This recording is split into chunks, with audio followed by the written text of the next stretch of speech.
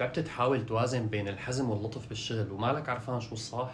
الجواب مو بقاعدة، هو بفهم شي واحد. انت عم تتعامل مع بشر، مو مع ارقام ومو مع عقود، مع بشر، سواء كانوا شركاء، عملاء، مستثمرين، موردين، موظفين، كلهم بشر. عندهم ايام منيحة وعندهم ايام صعبة، عندهم مخاوف وطموحات، وعندهم ذاكرة بتحفظ كيف عاملتهم.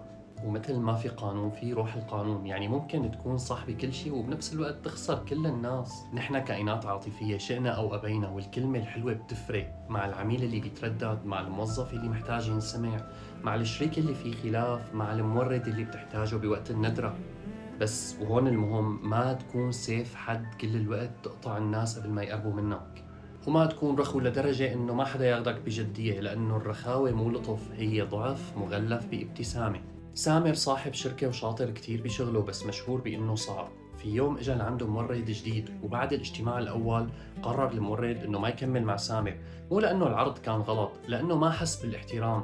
سامر خسر احسن مورد بالسوق بسبب اسلوب، مو بسبب قرار. ولا تكون سبهلله بلا نظام، اللطف بدون نظام فوضى، والعاطفه بدون حدود بتاكلك قبل ما تبني. فالمعادله مالها صعبه، بس ما حدا علمنا اياها بالشغل. خليك واضح بدون ما تكون قاسي، خليك لطيف بدون ما تكون ضعيف، خليك منظم بدون ما تكون آلة، لانه الناس ما بتنسى كيف خليتهم يحسوا حتى لو نسيوا كل شيء تاني. بلش طبق من هلا مو من بكره، لانه في انسان عم يتعامل معك هلا وقراره عنك عم يتشكل بهي اللحظه. احكي لي بالكومنت، اي علاقه بالشغل غيرتها كلمه؟